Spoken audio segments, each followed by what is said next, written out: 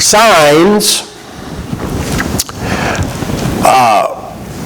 things that let us know what is coming, is a very important aspect of Bible prophecy, isn't it? And the study of eschatology. But what are we supposed to do about these signs anyway? Everybody wants to know when the Lord's coming. And you get all a bunch of preachers together, and every one of them will have a different take on when they think the Lord is coming. Albert Garner began his ministry believing in the first of the week rapture. During his midlife, he decided that he wasn't satisfied with that, so he went to the middle of the week rapture. And then as he got up in years, he finally decided that the end of the week rapture. So, preachers change. And the fact is, as you well know, the only one that truly knows when the Lord's coming, and that's God himself. Did he not tell us? No man knows the day nor the hour the Son of Man cometh. However, did he not provide us with signs? Things to watch for. Okay? In John chapter number 14, John chapter number 14,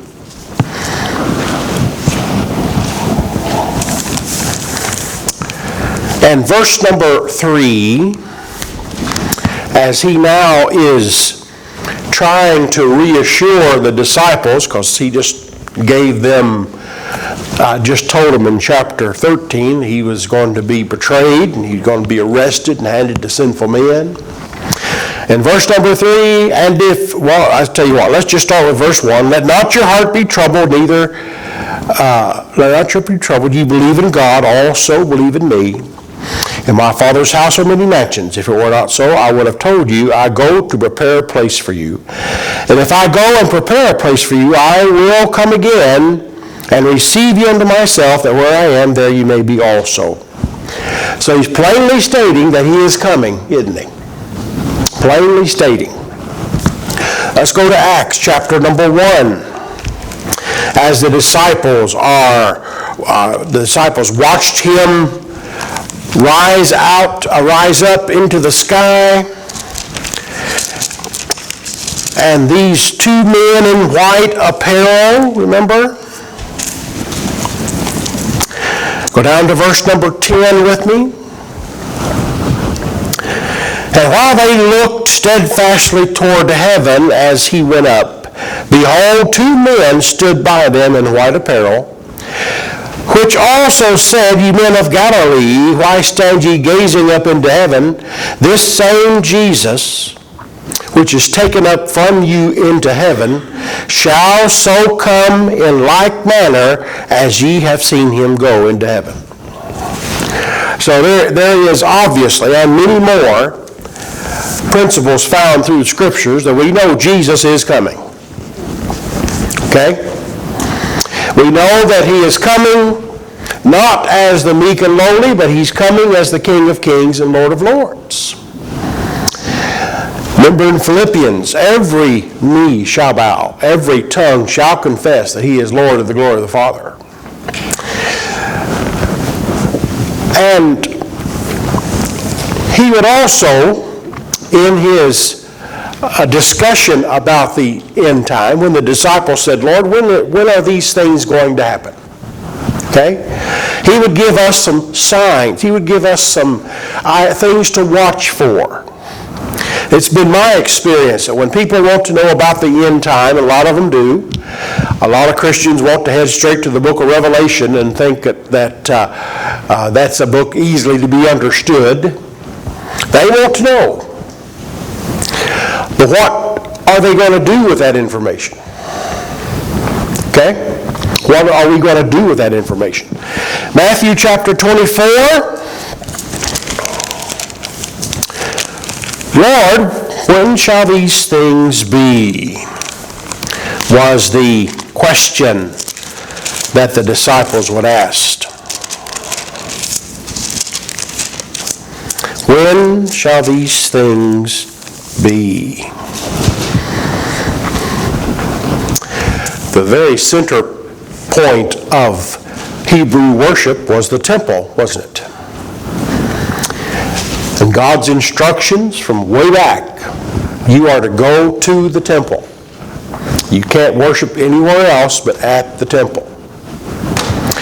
But he tells them that not one stone will be left on another. Verse 3, and as he sat upon the Mount of Olives, the disciples came unto him privately, saying, Tell us, when shall these things be? And what shall be the signs of his coming, and of the end of the world? Well, isn't that a fair question? He's warning them, listen, this place is going to be wiped out.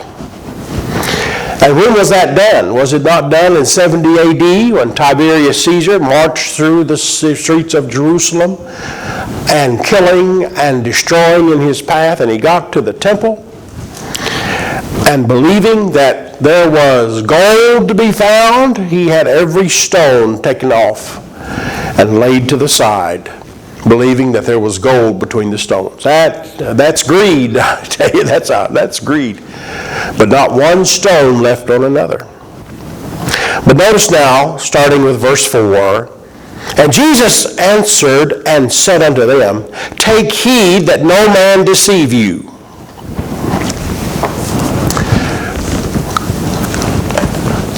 All of us need to be reminded that there are people out there that are not teaching the truths of God's Word, that they are offering deliverance not from the Lord. They're not even representing Him.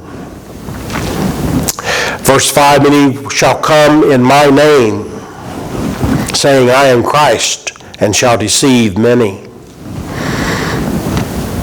And ye shall hear of wars and rumors of wars. See that ye be not troubled, for all these things must come to pass, but the end is not yet. We have wars everywhere, don't we? And rumors of wars. There's always been war. Always. Because men sign treaty just for something to do. I don't think they really mean it when they sign it. Verse 7, Nation against nation, kingdom against kingdom, pestilence. Isn't there parts of the world today that people are starving to death? They have nothing to eat. A reporter was interviewing this lady, and she had a child that was, it was starving, that's what it was. And she said that she will probably be gone in a couple of weeks herself. But starvation, pestilence, earthquakes. Verse 8 is particularly interesting. It says, all these are the beginning of sorrows. Are we just seeing the start of things, is the question. All these things are the beginning of sorrows. Are we living in the last days? We're living in those days right there, aren't we? Okay. All right, let's go to Luke chapter number 21. Luke chapter number 21.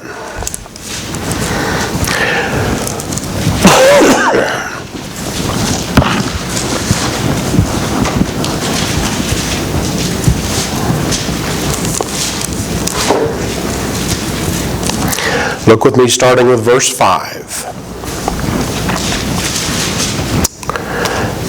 And as some spake of the temple, how it was adorned with goodly stones and gifts, he said, For as these things which ye behold, the days will come, in the which there shall not be left one stone upon another that shall not be thrown down. Remember, Jesus told the Pharisees, he said, destroy this temple and I will raise it in 3 days. Remember that? They thought he was talking about the temple, the physical structure of the temple. It took them 44 years to build that thing. Okay? All the remodeling that Herod wanted to do. But he was speaking of himself, wasn't he? Here, he's telling them not one stone will be left on another. That happened in 70 AD when Tiberius Caesar marched through and destroyed everything in his path. And by the way, he found no gold. He didn't find anything of value. Some believe that they had a passageway from the most holy place. They had a passageway where they went in and they grabbed the Ark of the Covenant and they took it down into a secret room. And back in that secret room that they're talking about, they think it's still there, and the Ark of the Covenant's still there. Okay? What's keeping them from going in there and getting it?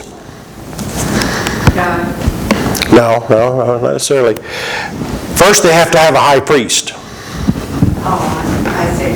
Right? They have to have a high priest. And they got to have some priests where they can go in and have that blanket and cover it, because it cannot be seen. Golden rods in the corners. But some of them believe it's still there. Some of them believe it's there, waiting to be brought out. Yes? Another point to that section that's in is in Arab territory. Yes. So the Arabs will not allow them to go any further than that. You're correct in what you're saying. Yep. There's another reason they haven't gone in there, because the Arabs will not. There's one. Antichrist will. Yep. And one time they wanted to take one of the stones of Solomon's temple. They believed it was one of the stones of Solomon's temple. Take it up to the Temple Mount. And the Israeli government would not allow them to. Because of holy war. Because it would cause a holy war. Okay? Now you talk about, brother, you talk about a mixed up city. Jerusalem is a mixed up city. You have the Arabs, you have the Jews, you have Catholicism, and you have, what is it? I'll think of it later. You've got all this mix there, and there's that underlying tension, especially about the temple area. Okay? So, he was telling them, the time will come. Now, let's go down here in chapter 21, and I want to take you down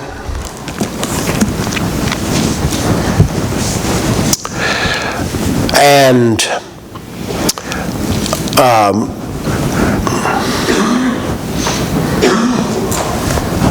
let's go down to verse 25.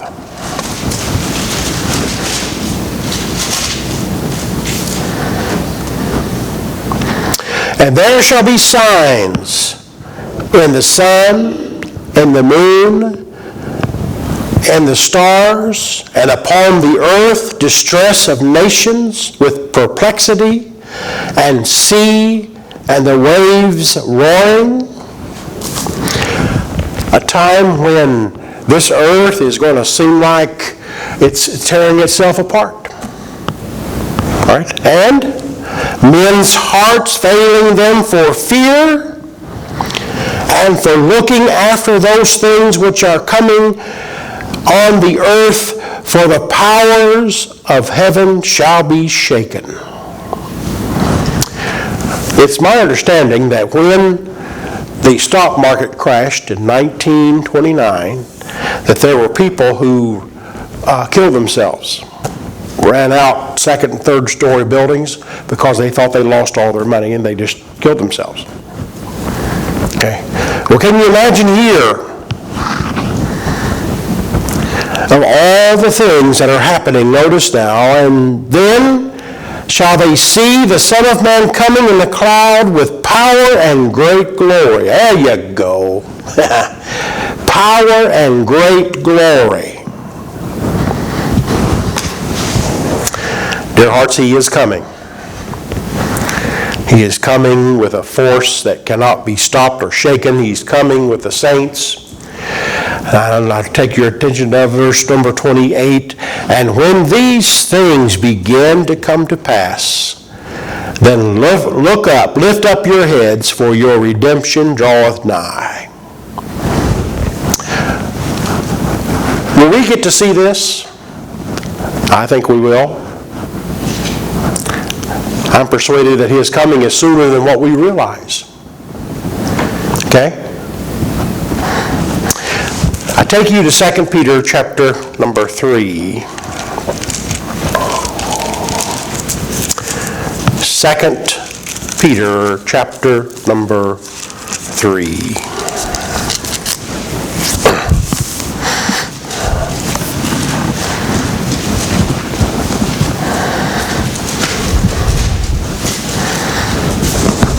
This defines us or tells us how He's coming.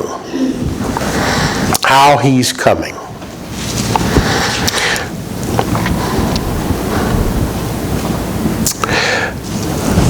In previous verses, we're going to be looking at verse 10, but in previous verses, we got those people who are saying, well, everything's the same. Nothing's changed. Okay? Why is everyone getting all excited about it? Verse 10, and the day of the Lord will come as a thief in the night, in the which the heavens will pass away with a great noise, the elements shall melt with fervent heat, the earth also and the works that are therein shall be burned up. This world was made for temporary occupancy. It was not designed forever. And one day, it's going to be burned up. Right? Verse 11, seeing then that all these things shall be dissolved, what manner of persons ought ye to be in all holy conversation and godliness? Looking for and hastening unto the coming of the day of God, in which the heavens being on fire shall be dissolved, and the elements melt with fervent heat. How are we supposed to be living? Is that the question? Okay. Nevertheless, we, according to His promise, look for a new heaven and a new earth wherein dwelleth righteousness. Are we looking to what's coming, or are we seeing what's around us?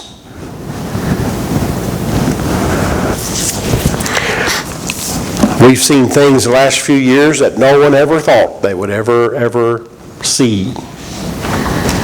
Changes in so many areas. And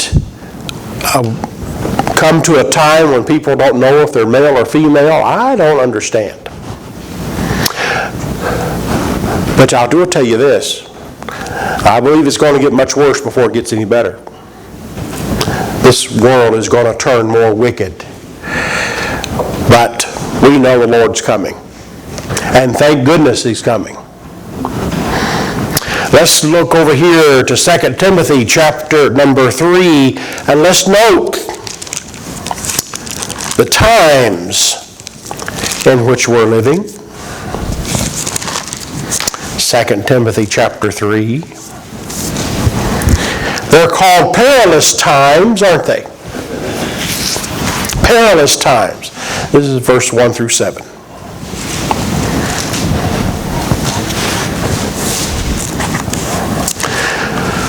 Have you ever heard anyone talk like, I deserve better? A few years ago, people were taught if you wanted something, you worked for it. You work hard, and you can attain, you can be whatever you want to be if you work for it. Well, now it is, give it to me. Give it to me. Self-centeredness. Men shall be lovers of their own selves. Covetous, always wanting something.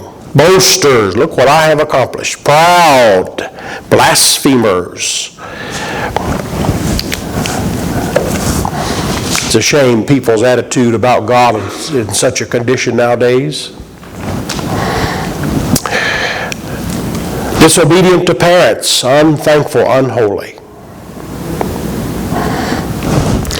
What was the punishment for a child disobeying his parents under the law?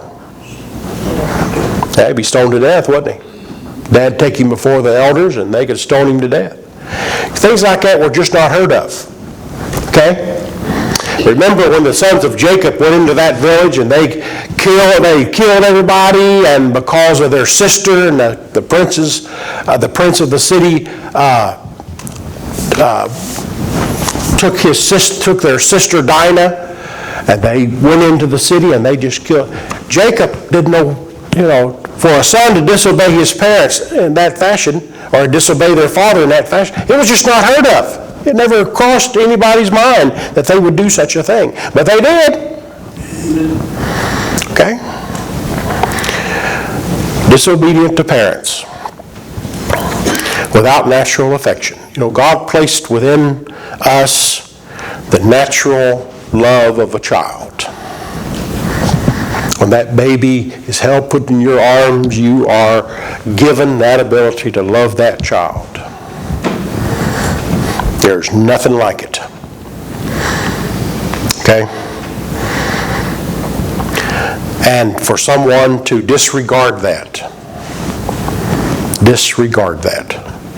Anyway, I'm not going to go through all of this, but let's just say that we're living in these days.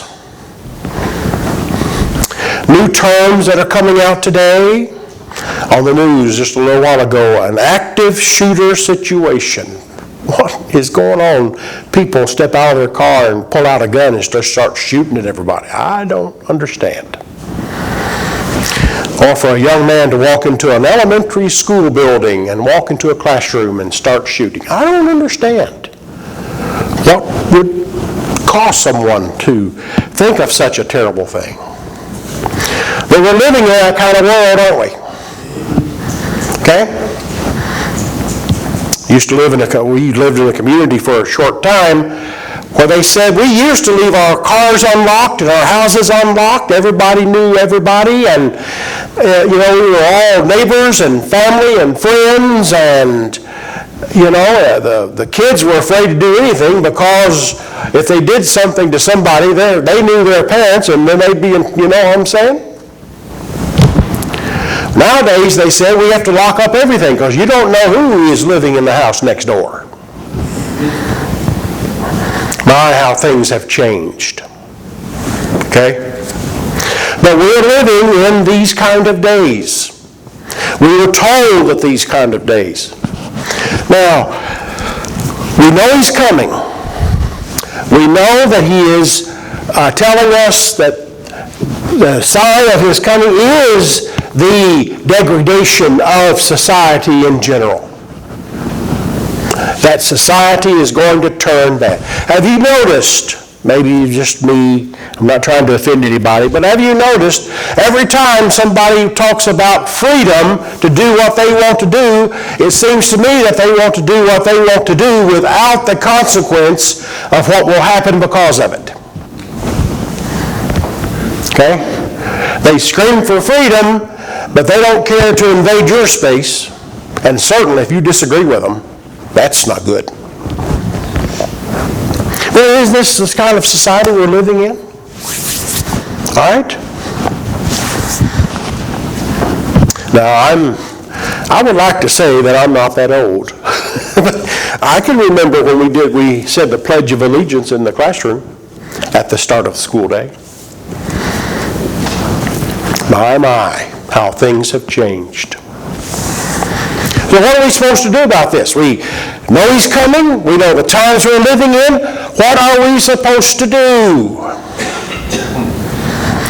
Well, that answer comes from Jesus himself. When you see these things, lift up your heads, for your redemption draweth nigh. Otherwise, be ready. Be ready. Okay? Let's go to Matthew chapter 25. Matthew chapter number 25.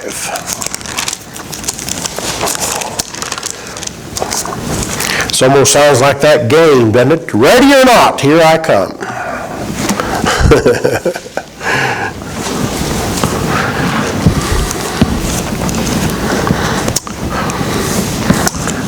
I beg your pardon. Now, this is 24. Matthew 24, and let's look at verse number 36.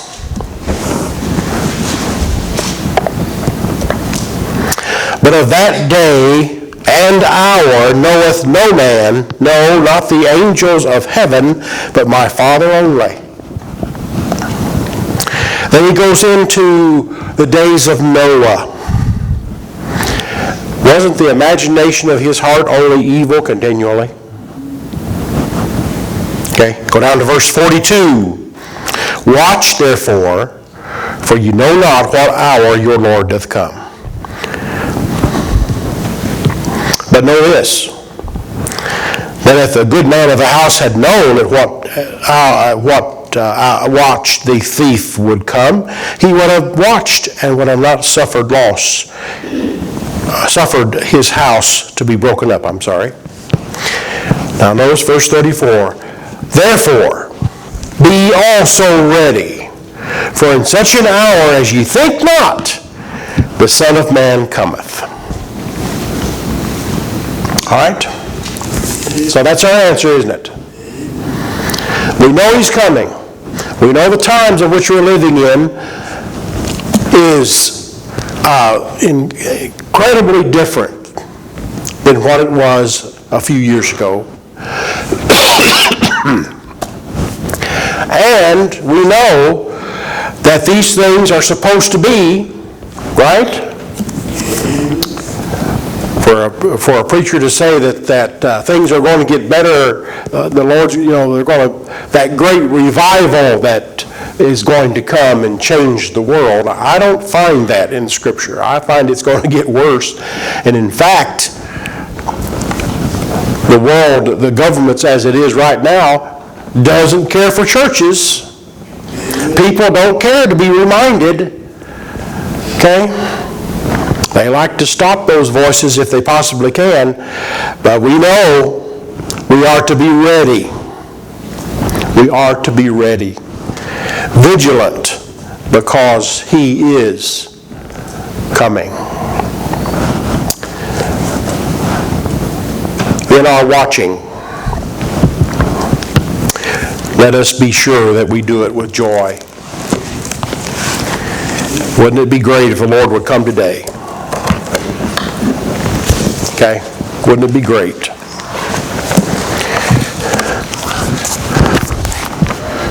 Because I tell you,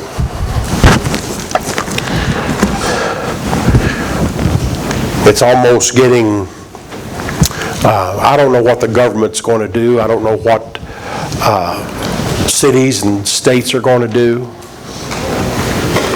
I do know that opening cannabis places is not the answer to making these small towns more profitable. But I can tell you that all of this fits within the plan. Now all we need to do is just be sure that we're watching. Okay? Because his coming is a little nearer than what it was before. Stand with me, please. Appreciate you being here tonight.